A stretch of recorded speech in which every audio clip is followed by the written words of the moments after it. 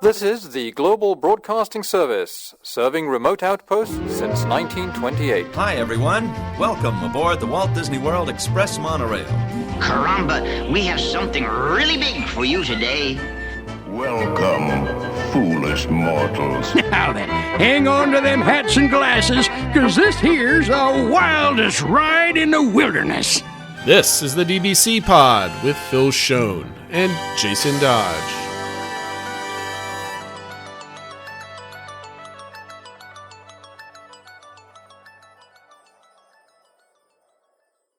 Hey everybody, welcome to this week's pod. This is Week in Review of April 23rd, 2022. We are back with another week. This is kind of like a grab bag week, Phil. We've had topics piling up. Like past couple weeks too that I think have resulted in some topics piling up. Yes. Yeah. So we're going to do some trip planning, I think, or at least we're going to talk about it. Yep. We're going to talk about the world of like the microchips. We brought that microtrips, not microchips, that we brought up with Ryan Teets a couple weeks ago. But that being said, you had an interesting cold open question. How about you set this up?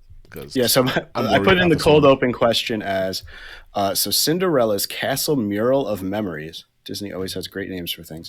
It said, will you be buying your virtual spot on Cinderella's castle? And for those of you who haven't heard about this, I guess it's connected through PhotoPass, but Disney is starting something that is being billed as part of the 50th anniversary, but it will let you attach virtually a photo, basically like pin it somewhere on Cinderella's castle. So similar to like they did the memories things, those photo mosaics they've done, or where you can buy a brick and leave it and stuff like that, except this is all virtual. You're not actually pinning a picture on Cinderella's castle.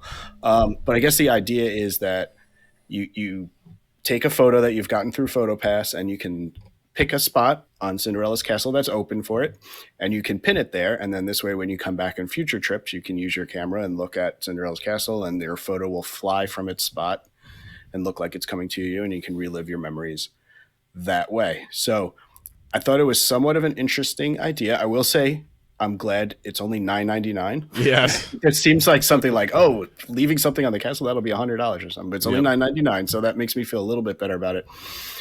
I don't know. It makes me feel kind of how I feel about NFTs, where it's like something that's like real but not, or fake but not, or like I don't know. But well, it's not like an NFT is basically it's you own a JPEG, right? Like that's silliness. However, this is not as useless as an NFT, I guess, because you can come back and it does something, right? You're paying $10 for an animation on your phone to come pop out at you, right? That's what you're paying for, right? Mm-hmm. So it's a thing.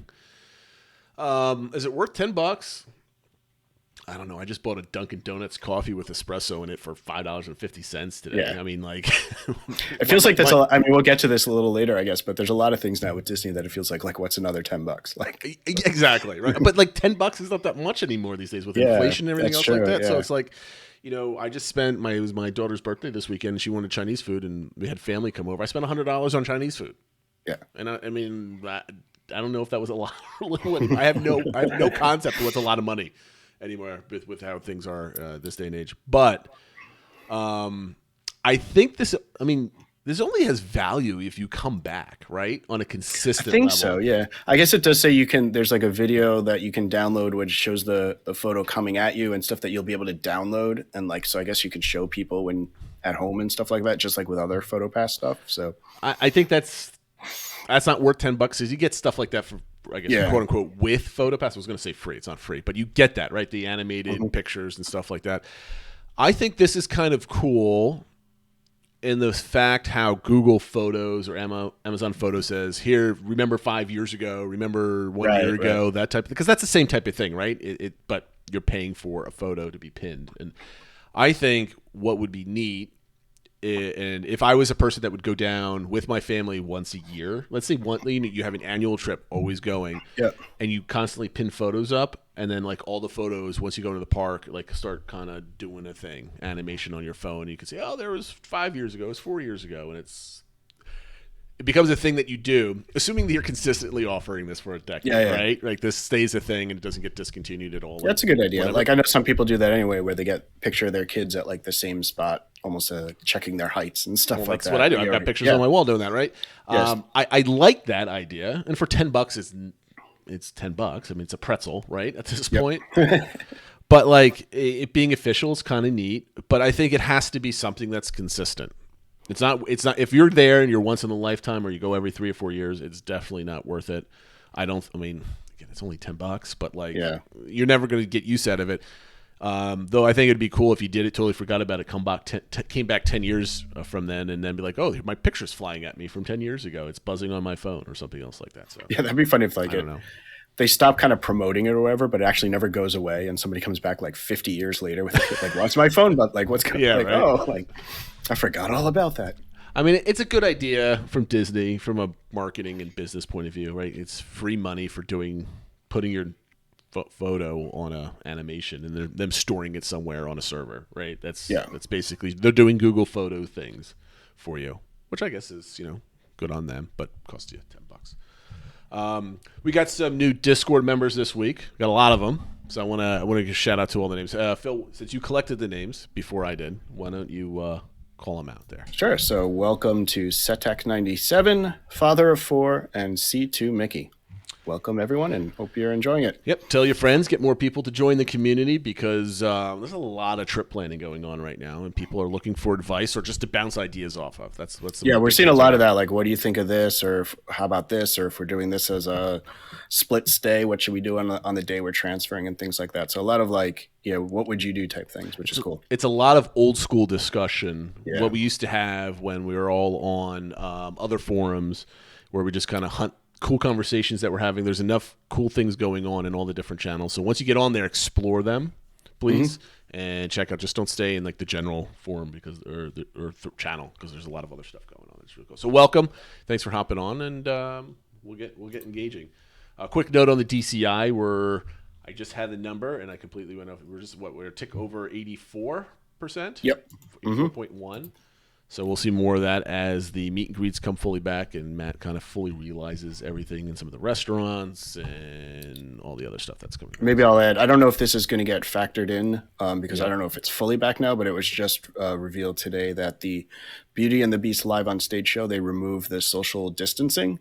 So the show is more back to how it used to be where, Belle and the Beast can actually touch each other and stuff like that versus having to have always 6 feet apart from everyone. So, well, I was going to say, like, is there enough people ever there that they didn't sit 6 feet apart from each other in that amphitheater? Oh, you mean the guest in the no? This is the actual. I know, I get it. Yeah. Everybody was socially social distance. So that's cool. So we got new guests or new members of the community. DCI's up a little bit, so we're slowly going back to normal. This will be interesting to see what Disney World looks like in the fall. Okay, so a bunch of topics that Phil you kind of ran through. And I think you were reading my mind because like all the ones are the ones that I wanted to talk about this week.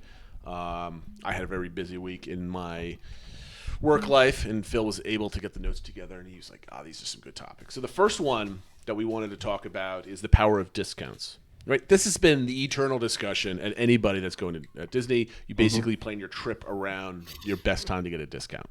And there's resources out there that used to be there that could predict discounts. I mean, there was a whole science and, there was one website, it's red and yellow website, mousesavers.com. Oh, yeah.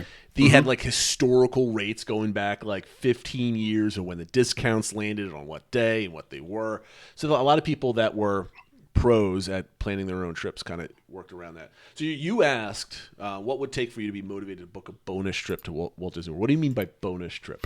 I guess like an unplanned trip or maybe to accelerate a trip or something like that. Like if you don't have a trip planned now and part of the reason is due to the cost, and we're seeing that everything's more expensive, you have to factor in extra costs for Genie Plus and stuff like that. But I've also just seen a lot of people like, in the past I went and it was expensive, but there was always some sort of discount I could get. And the rack rates are high, but I could get 20% off. Or now the rack rates are higher and there aren't discounts and it's way more expensive. So we're not going. Like we just priced it out and it's double the cost of last time or whatever, But what would it take to be like, oh, well, okay, now some discounts back. Now it's not double. It's only 25% more or something like that. Like what type of savings and or what type of discounts would help motivate you to be like, oh, maybe we could explore booking a trip now. Because our next topic is going to be micro trips. Are we talking about like a long getaway or a legit like week plus long? I guess Disney just vacation? what would be enough for you to like to change your mind to go from I'm not planning a trip to maybe now I can consider it. Like what would be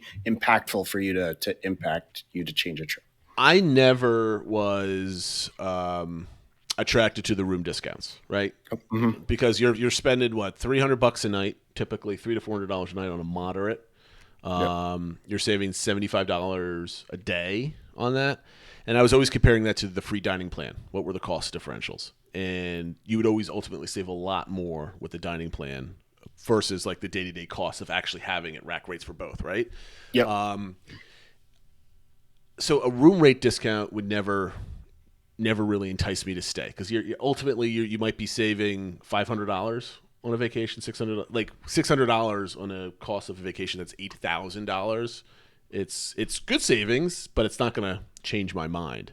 Okay. Right. So I think right now for me to plan a family vacation, not a quick trip, but a family vacation, it would have to be the return of the dining plan and some kind of package deal where they throw in, extra tickets, like you buy 5 tickets, get a pack of 7. Or, they've done some things like that where it's like, a 4-day trip or like they had like the 5-day trips. You get like 1 ticket for each park. It's a 5-day stay. Oh, yeah. Those type of things. Those always intrigued me. I always kind of took a look at them. And whenever they came out, they usually landed like in between like my last trip and the trip that was already planned. So I never really took advantage of them.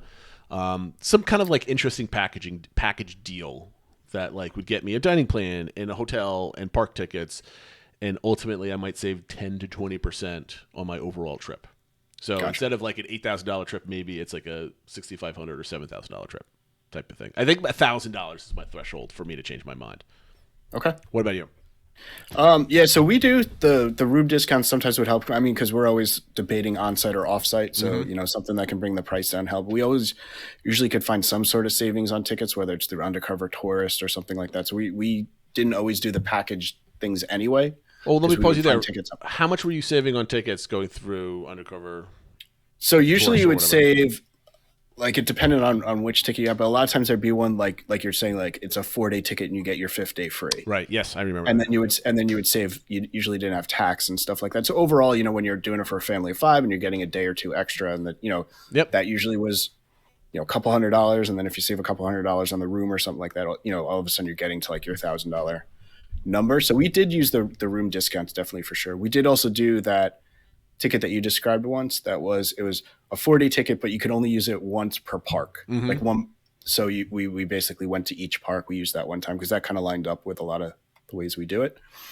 But yeah, I think your number kind of sounds about right. Like kind of has to get up to that $1,000 mark of savings where you can do the Disney math, and all of a sudden the trip can make sense. I want to feel like I'm getting something, right? Yeah. Right. Like to entice me to spend Disney money, right? I need to feel like, oh, Disney's giving me something. It's not like, oh, Disney's giving me something and it feels like the trip from last time because that's that much more expensive now, right? I don't want to feel like I'm getting back to the costs of last time.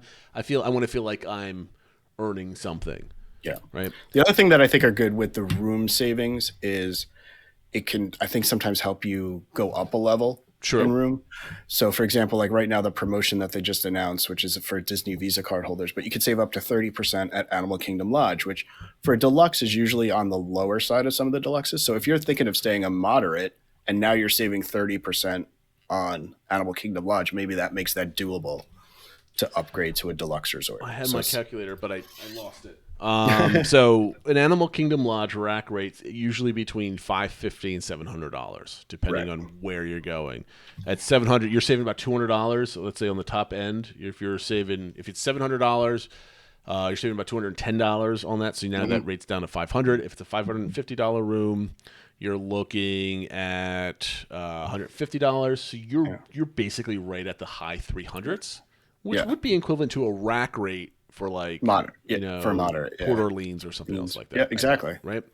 But then that's Port Orleans rack rate though too, which you're never really spending rates for that either. But it becomes more digestible. So Which is a good point. So I would, pre-COVID, I was thinking for my next trip that I would use those type of room savings and book a split stay and do like the whole trip at, Art of Animation or one of the All-Stars with the family suite, right? So we're going dirt cheap at this point. But then the last 3 days or 2 nights or whatever it is, stay at a deluxe just to kind of get that feel. And it becomes more palatable. But that wouldn't change my mind about going, right? Yeah. Because that's a more expensive trip all of a sudden, right? Well, that's Disney math, right? Now I'm going, and while I'm going, I might as well, instead of doing moderate, I'll stay at a deluxe. And now all of a sudden I'm spending more than I would have before. Well, that always happens with my wife and I, right? We're on our longer trips, we always have the pool day, which is before we do like a pool day towards the end of the trip, pool day, 2 park days, and then it's our travel day, right? So that pool day, we're just hanging out. It's we're in the eye of the storm right now because we're going to our last sprint until we go home, and we're feeling it, right? We have time to think. We're like, what would it cost to change our flights and book 1 more night or 2 more nights? We can afford it. I'm like, why didn't we do this when we first planned this trip, right? That whole type of thing. So, I get it. So it's always Disney math, and we're going to talk about Disney math in our next topic. Is there? So you think then something that to kind of pull a trip out of the blue, you got to be $1,000. I'd say somewhere around there. I think, that sounds about right. If you tell me I'm saving $1,000, that feels like I'm getting I don't want to say a value because everything's expensive, but like it feels like, I don't know. That's kind of why I titled this like, what is the power of discounts? Where for some reason, even though I know even with this discount I'm spending more than in the past. Well, because you're staying on property now, you hardly ever stay on property, right? So you're automatically spending money. Yeah, it just makes it feel like I did the legwork. I'm saving something over the people that didn't do that. I don't know, but it just makes it feel like right. Yeah. Oh yeah. I mean.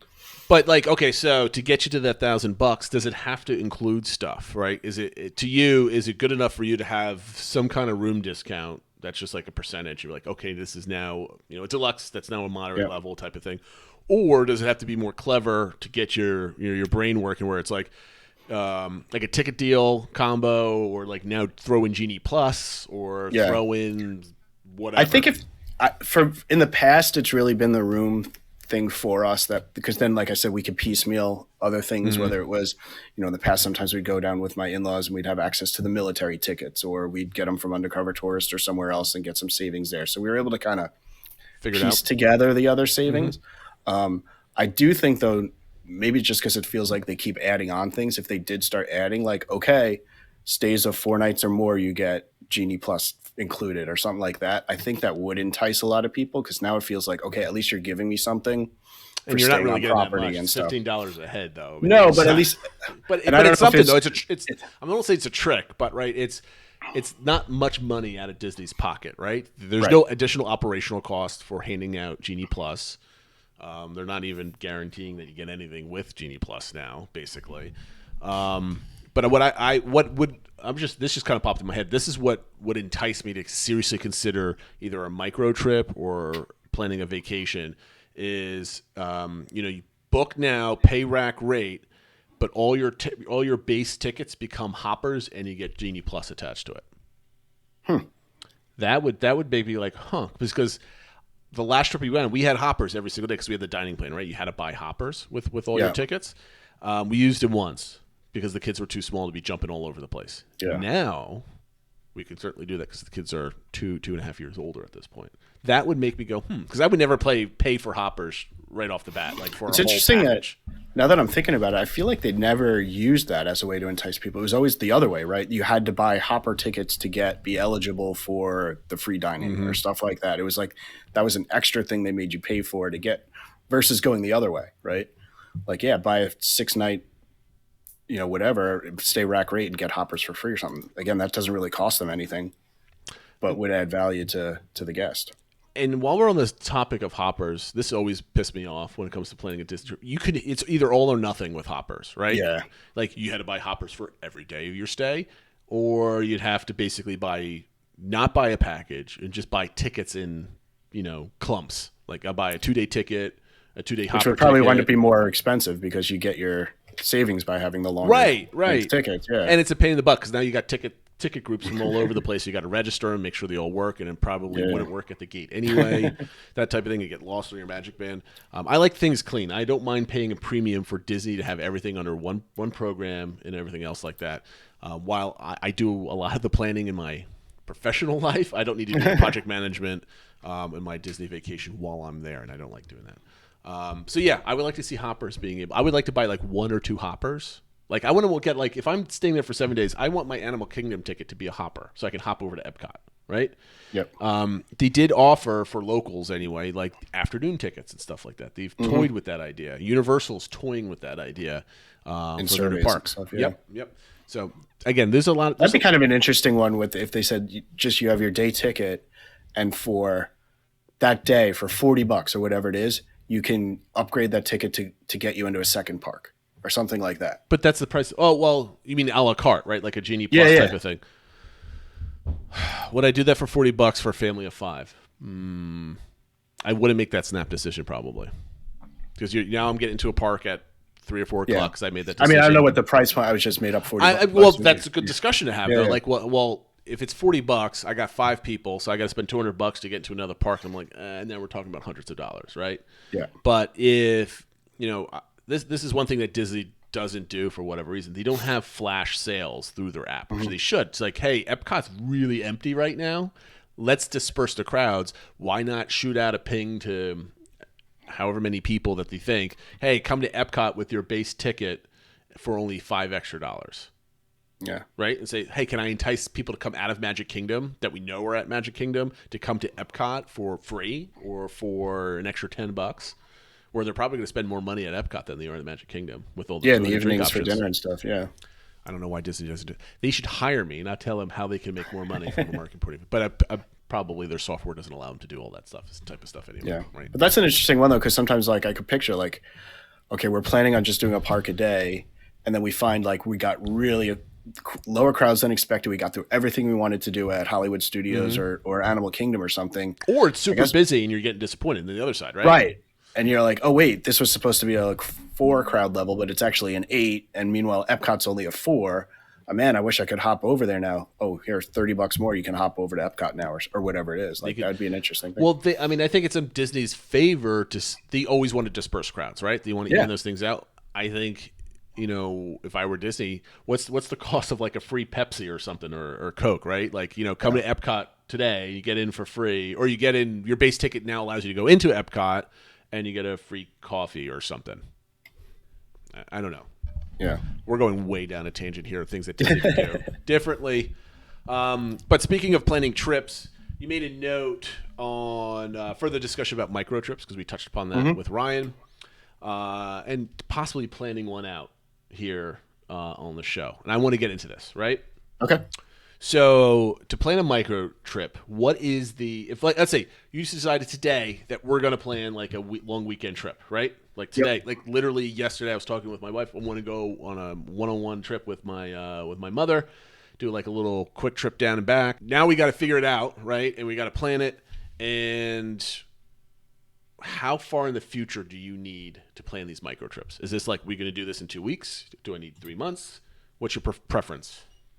I would say, I mean, definitely my idea was a micro trip would be sooner, not like planning, a year in advance. I don't know if it needs to be like this coming weekend, but I would say maybe let's say a month out. Month out. That's your minimum? I'd say, I'd say 1 to 2 months would be like when I would be willing to do. I don't know. I mean, I guess it could be fun to be like, hey, let's go down this weekend and see what happens. But in my head, like planning out a trip, I still need a little bit of time. So that's why I'd say like we did that in September. It was 8 days before we went down. We decided to go, right? So I was thinking about this too. So like when can we plan a trip? And to me, it's like we got to plan around flights, right? I'm actually flying down. It's only going to be me that I'm paying for, not my whole family. And so I go on any random number of websites. You go on Kayak or Priceline or whatever. Sure. I basically pull up the whole summer, and I'm looking for when are the cheapest flights. Okay. I know my work schedule. I know where I need to be at certain times. So, for example, I was looking in July. I'm on Priceline right now, July of 2022. Flights are always cheaper in the middle of the afternoon or middle of the week, Tuesday, Wednesdays. They get more expensive if you get towards the weekends. And I picked the 14th of July, out of a hat, and that's $164 or one way. So double it up, it's around $300 round trip. So I'm like, okay, and I'm looking all the way around throughout the whole summer, and everything is roughly the same cost. You might dip down $10-20 cheaper if you go into August. I have other vacations in August, so I don't plan it that way. So I basically anchor my trip around airfare at this point. Because that's something that's highly volatile. You can find deals and stuff like that, so you snag a price like that. And then you got to deal with Disney reservations at that point, right? So that I do the airfare first, and then I find where I'm going to stay on Disney property. So it's going to be only 2 people. So I went on, and I took advantage of the discount, right? I mean, not that I've booked anything, but I clicked on the Disney Plus subscriber discount, which is very clever of them to force people to have Disney Plus subscriptions. Then I would have to imagine everybody that's listening to us probably has a Disney Plus subscription anyway. So it's a good way to kind of get numbers from that. All Stars are basically booked up for the next month and a half for the most part. I did find that week, or those couple days, the July 14th through the 18th, so it's like Thursday through a Monday, about $150 at sports, $170 at movies, and $150 at music for just a regular old room. This won't be a resort trip. This is basically a place to sleep and shower type of thing. So don't really care about that. And then of course, even though it's like a short trip, I'm like, okay, I'm scrolling down a bit more. Here's where the Disney math takes place. I'm like, okay. This is the discount, right? Okay. Well, if I can get 25% off at a moderate. Well, then I go to Pop Century. I'm like, okay, I've never been to Pop Century. That's $188. What's an extra $30 a night? I mean, it's not that. And then, of course, I'm at $188 already. I've never been to French Quarter. That's $230 a night. That's not that far. I mean, and then it goes, no. So right here, I'm already spending $80 more a day. So we only booked the hotel. And then, so how do you, now for a micro trip, let's say I've booked, let me pull up my calendar again. And, come on, Disney. So Thursday through Monday, it's 4 nights, 5 days. It's a bit longer than I probably would want to do it. But how do you plan your trip? So it's a micro trip. Are you making sure you get there? You're taking that, early morning flight out there to get there, or you're maybe looking for a red eye to get in at like midnight type of thing? Are you trying to make that as full a day as possible in your micro trip, or are you trying to take it easy that first day you get down there? I guess it depends how micro. I mean, I know, this kind of idea of the micro trip started with Matt Pato, where he was talking about going down one day, staying one night, and coming back. So they're obviously maximizing those 2 days. I think with something different. like what you did, like the 4 nights, which is actually what we're looking to do if we go in December. We usually don't do a lot our first day. It just travels a lot with 3 kids and stuff like that. And I know you're talking about maybe just you and your mom or something like that. Let's stick with my scenario, right? You're going. It's you and me going. It's you and your wife going. You and a friend going. Whoever it might be, right? Yeah. So you can be nimble. You can do whatever you want. My head, I'm thinking a micro trip is more like 2 to 3 nights max, and then I'm trying to maximize each day. Yeah, I was going to say like 4 nights. That's like, I can't call that a micro trip because that's some people's family. It's like a long weekend, right? Exactly. Yeah. And that's just so if I'm doing like say 2 nights, yeah, I'm going down as early as I can because I'm going to still do 3 park days. Right, I'm not going down and not doing 3 park days at 2 nights. Yep. So I'm going to try to get as much as I can in each of those days. So I'm trying to go as early as I can. Right, so what are you doing? You get down there. You probably coming from the Northeast. You're not getting down there. You're not landing until 9 o'clock, the earliest, 10:30. Right. Mm-hmm. You're still then once you land, touch ground, you're probably 2 hours from getting to your resort. So I doubt you can get to your resort earlier than noon, unless you get lucky with an Uber and your bags and everything else. Like you're sitting in the front, you get right off the plane, it taxis proper. Like a lot of things happen right. You might be able to get out of the airport by 10:30, 11 o'clock, and into an Uber potentially. Yeah, so either I'm going to the resort and leaving my bag with bag check, or if we really only have small bags, I might just take the Uber right to the first park and lock her up, whatever I got. And that first day, I guess some of it might depend on where we're staying, but I'm probably doing Epcot because we could take it easy, stroll in the countries. Hopefully, if I'm getting Genie, I probably would have gotten from these micro trips. I'm probably getting Genie Plus so I can maximize them. I'm thinking about it too. Yep. So I've been stacking lightning lanes since that morning. And I'm trying to get as much as I can done and eating and staying through Harmonious. And then get back to the room and rest. So I think that's my first day would be Epcot. I mean, I know it's shocker. Of course, it's my first day is Epcot, but I think that park lends itself to getting there later more than the other parks. Yeah, I'm thinking it too. So like I have, how many, we're doing 3 park days and the first day. 2 nights. Yeah. Arrival, the middle day, and then the day you leave. Okay. So I'm limited on the day I leave. Let's say our flight's in the evening. So I have to leave the park by like right after lunchtime. Essentially, or 3 o'clock, right around there. Yeah. I probably do Epcot my first day. I mean, I'm with you on that. That park does not need to be a full day, but the fuller the day, the better with Epcot. So I'm with you on that. You're not jam packed with more crowds trying to get on like attractions after attractions. Though, granted, if we're planning it now, we've got Guardians that we have to fight for, right? So that's kind of another story right there. Would that change it now? The Guardians, would you change that to your full day so you could potentially try to get up super early and that's a good point. Get a lightning lane or something for it? I mean, I'm assuming it's going to be. We actually haven't. I can't believe we haven't heard that yet about Guardians. I'm assuming it's going to be an individual lightning lane and whether it'll have a virtual queue or not. But assuming it's standby, but with it's the paid lightning lane. Because I don't know, it still could actually work for your arrival day because at least then if you paid for it, right? You could pay and pick a later time of the day with your individual lightning lane, so that kind of works for a day. But yeah, if it's your first shot doing that and you want to try to get on twice, then maybe it makes some more sense to have Epcot as your second day. But it could still work. Yeah, I like Epcot first day, and I'm assuming Magic Kingdom's keeping the same hours that they have now for the next 3-4 months.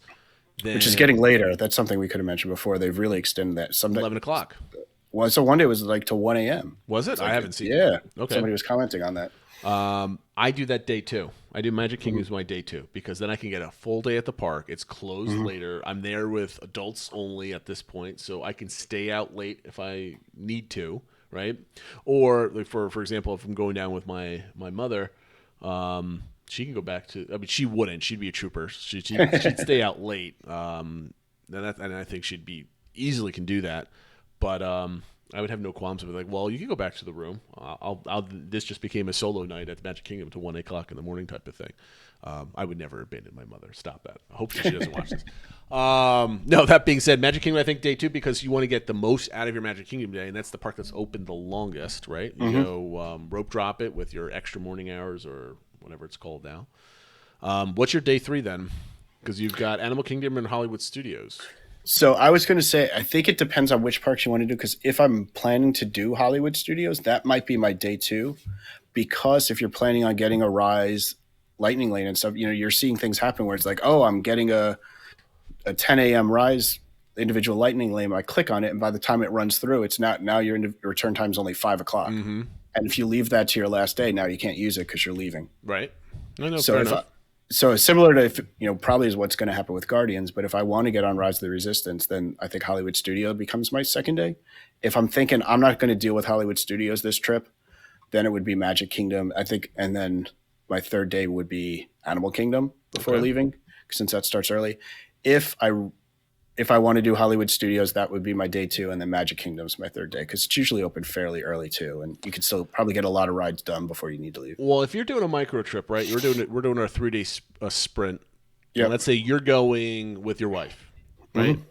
And would you do Hollywood Studios your only full day there?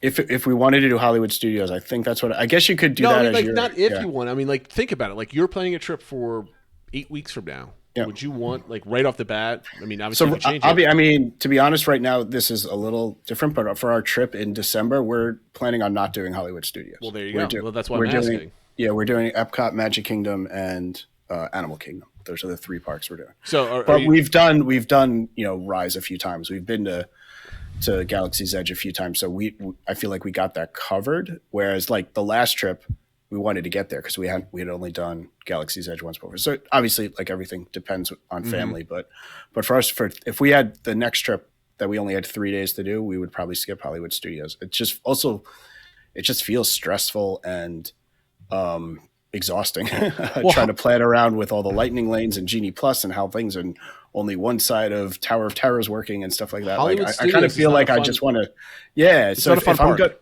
if I'm powering through 3 days and getting there early and leaving late, like I'd be okay skipping Hollywood Studios the way it is right now. It is Hollywood Studios is not a fun park. They have amazingly fun attractions, but to navigate that park, I do not like it because it's built weirdly over time, right? Where they can put things like going from Galaxy's Edge around to Mickey and Minnie's and then over to like it's not designed well because they didn't design the park for this, 20 years ago. So if I'm there for a full day, I cannot pick Hollywood Studios as my full day if I'm doing a 3-day sprint because I don't want to put up with walking around that park in my only day there that I'm not having to worry about travel. Like I'm an anxious traveler, right? Meaning like, I'm getting to the airport 2 hours early, not 1 hour early. If I'm like, okay, I'm always thinking logistics in my head. Okay, we're in the back of the park. To get to the front of the park, it's going to be this amount of time, and then this amount of time, and then to get, wherever I need to go, I'm putting those minutes together. And as I'm putting those minutes together, I'm not enjoying the minutes that I have, right? Yeah, exactly. So, Hollywood Studios would be a big no for me on, my full day there. I wouldn't want to waste my time there.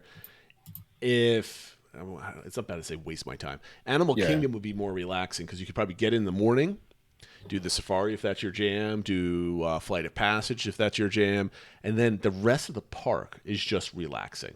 In my view, because it's all walking, right? You see the animals, you can sit down and have a beer, you have a lunch or whatever you want to do. Most of those other attractions are not very long waits, except for Expedition Everest, so you can kind of enjoy it. And the Animal Kingdom's usually a half-day park anyway, so by the time you're done at like 1 o'clock or so, you've had your normal full day at Animal Kingdom almost, and then you off you go home. So I probably do, if I'm only doing 3 days, I would do Epcot into Magic Kingdom, into Animal Kingdom, knowing that I'll probably go within the next 8 months and be able to get my Galaxy's Edge fill or something. I mean, obviously that's definitely a caveat with these micro trips is that this isn't the only trip you're doing in the next 5 years or something. Well, like that, the idea of a micro trip is you get to do a bunch of them because it's not as expensive. Yeah. And I think the big saver for micro trips is you're trying to do it as least expensive as possible, but with still staying in the bubble maybe this time or not next time, is that you're apt to not spend as much money on like souvenirs and tchotchkes and all the extras. You're there for like Disney Magic, Disney rides, some food. Yeah, you're probably not doing a lot of extras. Yeah, and you only have so much park time, so you're probably not doing like multiple table service meals and stuff like that. So you're like, you could save some money elsewhere for sure. You're treating it like you're a local, basically, when you're down there. I think you're just in the parks probably longer than a local at that point. Okay, so that was kind of a fun exercise. I'm thinking about because going back to the original, like when I asked how far off would you plan it. Because I'm a planner, I love like the weekly planning meeting that I have with my family. I would want at least to have like 40-ish days of that. Yeah. I want to build up anticipation for my Disney trip, get myself in the mood, get myself ready for it. I can't do that in 8 days.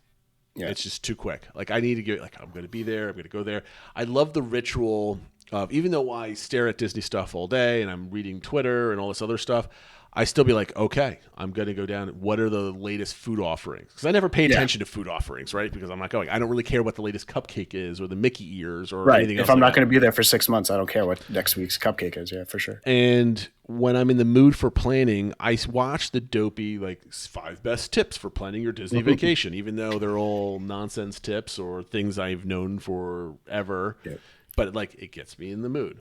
So we talked about this, I don't know, months ago, we like, what are you losing for not having to plan out your fast passes 6 days in advance, your ADRs at 180 like it used to be.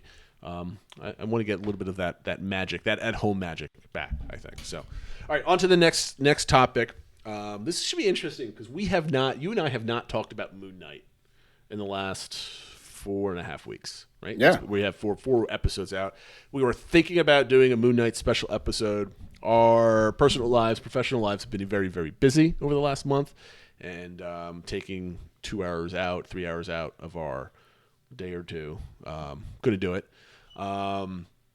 So, if I get this right, your initial impressions were kind of like, I don't really like it, or I don't understand it too much. I'm 180 degrees from you, and I absolutely love this series. So, Okay. what is your take? What are we just right around halfway through? It's like because it's only 6 episodes, and we've had 4, so there's only 2 left. 60% of the way through. Yeah. So my take is, I mean, I like it. I think it's really well done. I think the acting is great, especially, I mean, Oscar Isaac and Ethan Hawke, I think are excellent in it. I think I just I don't really know what's going on. I mean, I've watched a bunch of YouTube videos about the character and stuff like that, but you don't really see actual Moon Knight very often. Right. It's almost more like Indiana Jones meets Lost, and I don't know how to describe it. I'm just not finding it as much fun as some other ones, where it's just kind of, and it doesn't feel as much of a Marvel show as just another. So I don't know. I feel bad saying because it's not that I'm not enjoying it. I'm very excited for when the next episode comes out, and I'm definitely going to watch it. And I think the twist at the end of episode 4 has me thinking more about where they're going to go with it and stuff like that. Well, it's just not as much fun to me as Loki or WandaVision was and stuff like that. So, so it's not that I think it's bad. I just don't think I'm enjoying it as much as I know some other people are. Well, let's put a warning out there. Spoilers, right? We're gonna talk about the show. So these are spoilers. We've got 20 minutes left of the show. Let's give at least the next 10 minutes if you need to skip talking about Moon Knight here. I understand where you're coming from, right? So now you're automatically introducing all of this Egyptian alien god power, right? Mm-hmm. Obviously, they're not gods, but they're they're like another set of Asgardians, right? There's another race of people that. I was going to say they're gods the same way that the Asgardians are gods. Yeah. So it's another realm of people that apparently are on Earth again. So Earth's the center of the attention of the universe, and we don't know much about them, right? Because they haven't been part of the MCU. The MCU is getting very, very crowded right now, right? You have the Asgardians with Thor coming out. You've got all the mysticism and magic with Doctor Strange and the multiverse tying in some of the older stuff. Thor's coming back, so this is going to be the first time we're seeing an old school Avengers character since Endgame, really. Should be a fun movie. We'll talk about that at a later date. So now you're introducing this. You're also introducing vampires and werewolves and all the Monster Hunter type stuff too. So you got that whole element of things. And because they wove everything up to Endgame so very perfectly, right? It was clean. It's just it's superheroes, the Avengers versus alien bad guys and the Infinity Gauntlet. It all tied together. Now you're having all these different pockets. It's that's the comic book world, right? This happened in the comics, had all these different stories that never really touched, and no one was asking, in a Blade comic, Thanos attacked, New York 4 months ago in a comic. How does that affect Blade? No, it just doesn't really. You don't get that much crossover, right? But I think the audience is expecting something. That being said.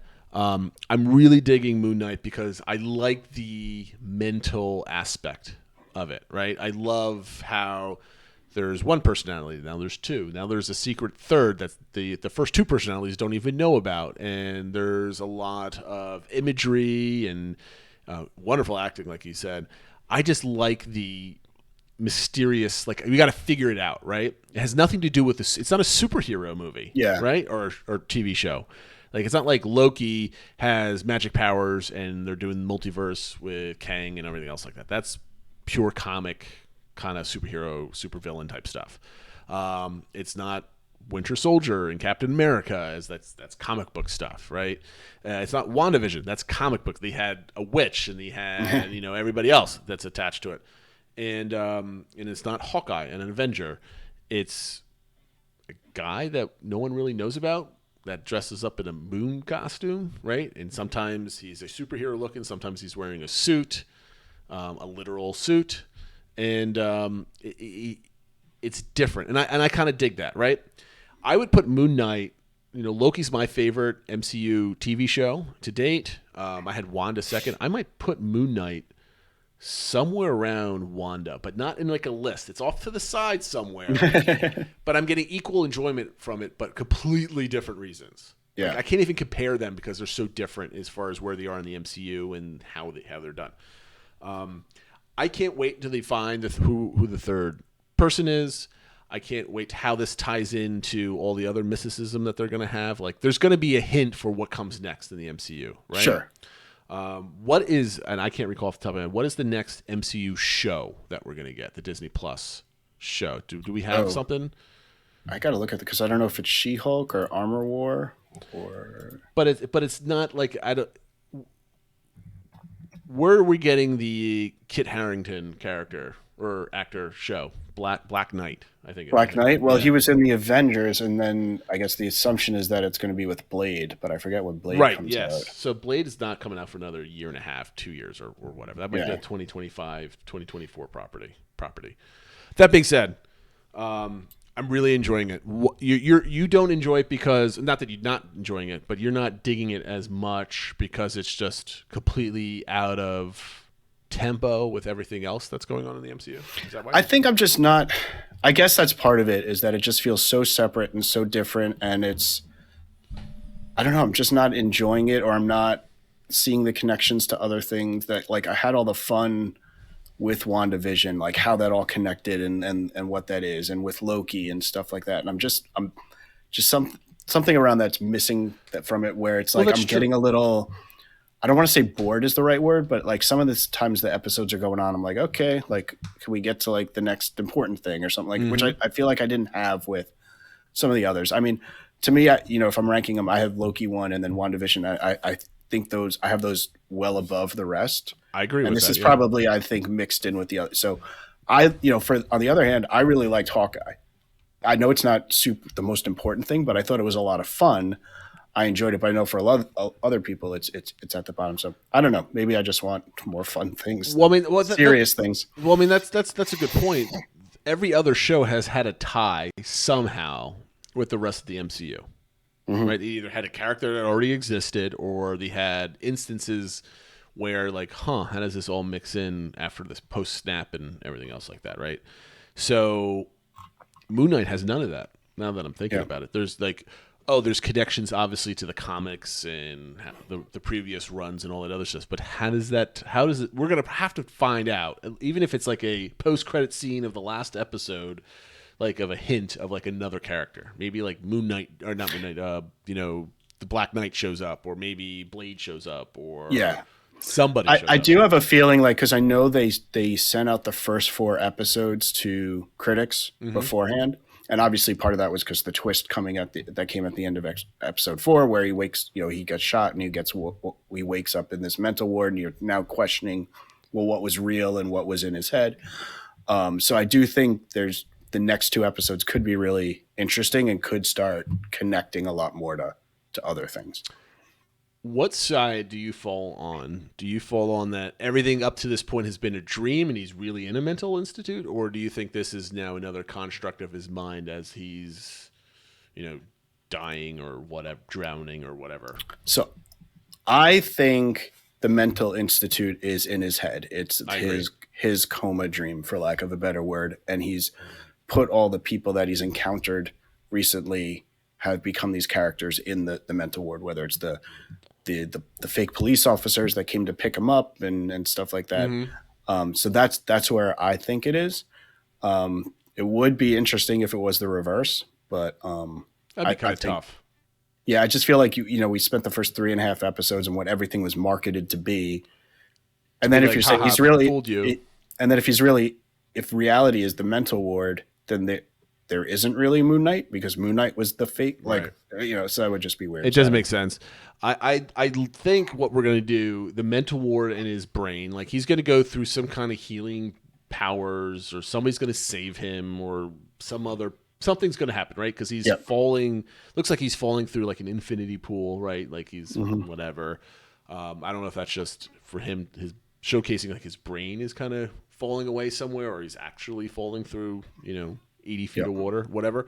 But I think they're going to use this instance, to reveal the third personality, and how he comes to terms with all the personalities and becomes a master of all of them, right? Because they're now split, right? And they're like, he can see the other personality. It's a person. And that does seem what's happening in the mental world. Like Mark and Steven seem to be getting along better right now that they're more separate, and they seem to be working together more, which is at least one of the comic runs. I know that's what the big thing that happens is he figures out not to fight the personalities, but to kind of work together. Right. So I think that leads to something interesting. Obviously, he's got to have to fight the big bad guy, or whatever. Whatever he has to do to beat out the cult and whatever, figure things out. Khonshu's going to be there. Obviously, Moon Knight's going to be a character for the long term, so something has to happen positive on that front, right? So they're going to have the same person, and then they have to tie in how he sits in the universe, right? His brain is going to be working in some kind of functional method or whatever. He's got the costume, he's got the powers. This is his origin story. They're going to have to show him, whether it's the last 5 minutes or the last 5 seconds, whatever. They're going to have to show his tie to now be on this run, right? Like, how do we go forward from here? So I'm kind of looking. The one thing that's interesting with him from watching some of the videos, it seems like in the comics he's interacted with almost all the big, like Captain America, Spider-Man. Like he's not that he's been like part of the Avengers and with them, but he's had like little runs with like. He does have connections to almost everyone, so he could be a bridge between like the Monster Hunter, like the vampire werewolf kind of monster run of Marvel, and like the Avenger level superheroes.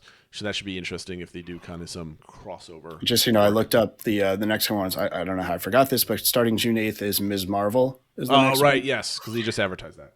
And then we know coming out later this year is She-Hulk, and then Secret Invasion. X-Men 97 is coming next year, so there's still a bunch of stuff coming, but I don't see the next one that directly connects with Moon Knight or Blade or anything yet. Do you think we're going to get everybody's can't wait until how they tie in X-Men to the MCU, right? That's what everybody loves these shows and these movies, but everybody wants the X-Men to come back. I'm not a comic book nerd and not by far nowhere near a Marvel expert. Are we going to figure out how that all happens within the next 2 years, you think? 2 years, yeah. Okay.